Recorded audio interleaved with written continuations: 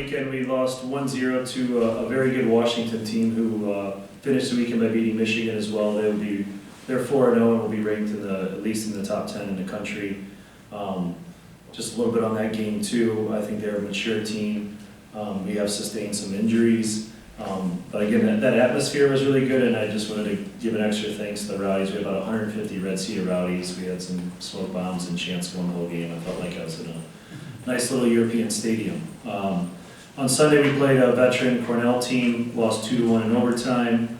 Got a nice goal. It was a different style of play that we had to play against, and we also sustained a couple injuries in that game and concussions. So we just kind of wore down and had a lot of new faces, but I was really proud of the character and effort that the players showed in that with all the new faces. So we're looking forward to kind of getting out of town and playing at Dartmouth. Dartmouth is 1-0, or I'm sorry, 0-1 right now. They lost to number 1 Wake Forest, but they play against UMass tonight, so we'll get to see some video on them.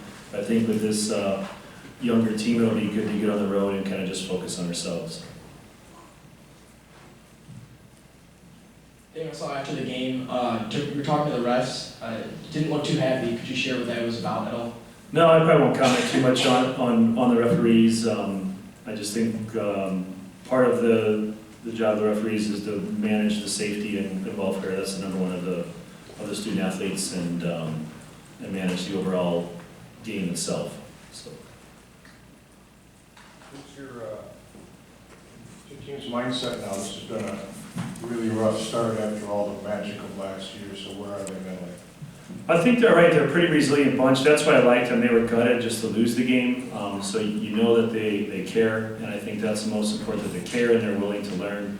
Our goal is still to win the Big Ten, and these games will help prepare us for that. We probably got a little longer ways to go with the new faces, but hopefully we can get a couple guys back at some point and start to build toward that. And like I said, in all these games we played, so you've got Florida Gulf Coast is 3-0-1. They're ranked in the top 20. Washington's 4-0, and they're ranked in the top 10. So we played a tough schedule, and we're just a little off, but we're not that far. And in soccer, you can flip those 2-1 scores to 2-1 losses to 2-1 wins. Then I think you can be okay.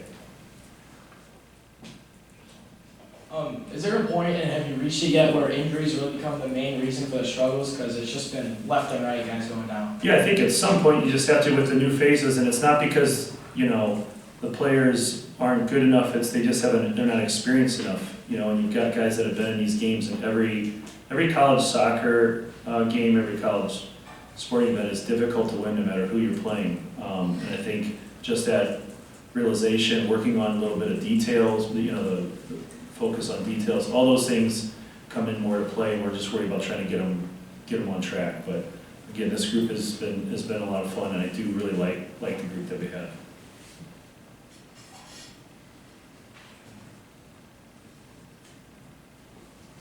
I'm wondering what you've seen from Gianni, that he's started the last 2 games, and do you think he'll be starting in that kind of striker role consistently going forward?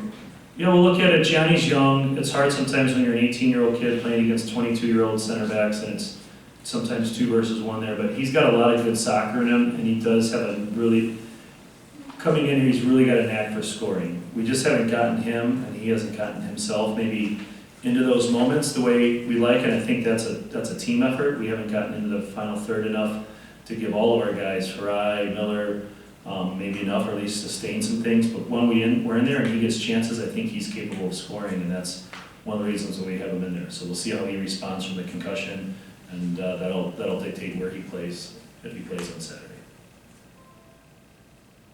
Anything else? Awesome, thanks guys. Go Green.